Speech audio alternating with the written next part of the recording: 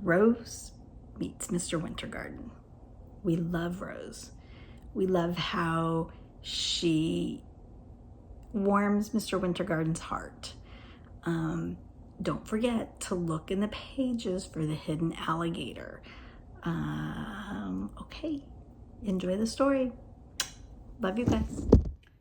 Rose Meets Mr. Wintergarten by Bob Graham.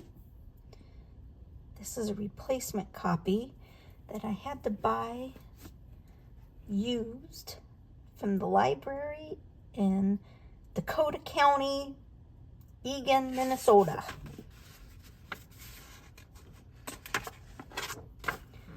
For sale.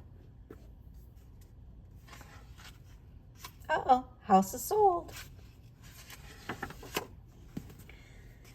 The morning the Summers family moved into their new house, they felt at home. Faith and Rose put up pictures. Baby Blossom watched.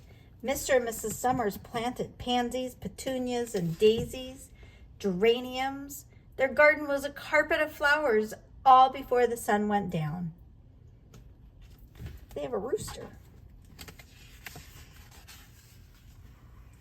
Every morning from the roof of their house, the Summers watched the sun come up. The sun never touched the house next door. Next door, everything bristled. Next door lived Mr. Wintergarten. Keep your eye out for a crocodile. There were stories in the street about Mr. Wintergarten. He's mean, said Emily. And horrible, said Arthur. He's got a dog like a wolf, said Naomi. And a saltwater crocodile. They say he rides on his crocodile at night, said Emily. And getcha, said Arthur. I don't believe you, said Rose. Anyway, don't frighten Blossom. My dad lost his football over there when he was a boy, said Emily. You can see it through the prickles, old, flat as a pancake. I think that's it right there. No one ever goes in there, said Arthur, in case Mr. Wintergarten eats people. If your ball ever goes over, said Naomi, forget it. And just then, Rose's ball went straight over Mr. Wintergarten's fence. Uh-oh. Rose went to tell her mom. Well, honey bunch, Mom said, you can get your ball back. Why don't you just go and ask him? Because he eats kids, said Rose. Well, take him some cookies instead, said Mom. And maybe some flowers. Mr. Wintergarten's front gate had not been opened for years. Rose heaved and pushed. The gate groaned and squeaked. Then slowly it swung open.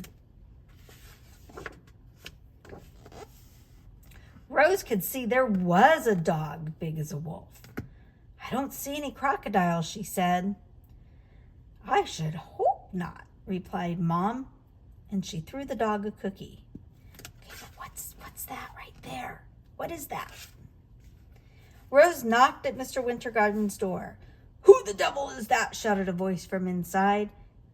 It's me, said Rose, and tiptoed in.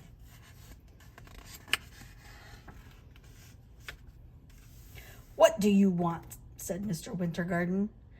I am Rose Summers from next door. I have come to ask for my ball back. She twisted her fingers in her handkerchief. I've brought some flowers and cookies from my mom. Mr. Wintergarten glared at her. His house is so gray. His dinner was cold, gray, and uninviting, with gristle floating in it and mosquitoes breeding on top. But Rose could see he wasn't eating children. Please, may I go look for my ball? She asked. No, growled Mr. Wintergarten. Go away. But when Rose had gone, Mr. Wintergarten slowly pushed his chair back and did something he hadn't done in years. Mr. Wintergarten opened his curtains. He looked so lonely. He sat on his front step in the sun. No one has ever asked for their ball back, he said to himself, or brought cookies.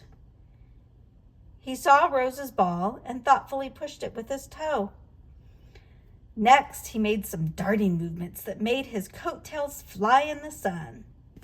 See his coattails? And then Mr. Wintergarten kicked the ball.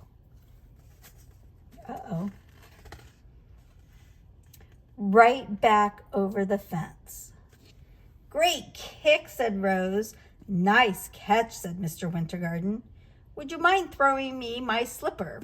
He added. Catch, Mr. Wintergarten, said Rose, throwing back the slipper. Good throw, Rose, said Mr. Wintergarten. Let's play again tomorrow.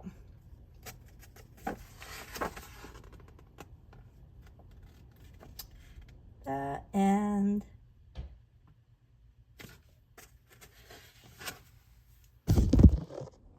I forgot the last page was the best part.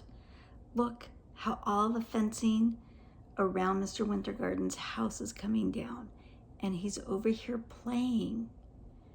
Isn't that amazing? It's so beautiful. Okay, that's all.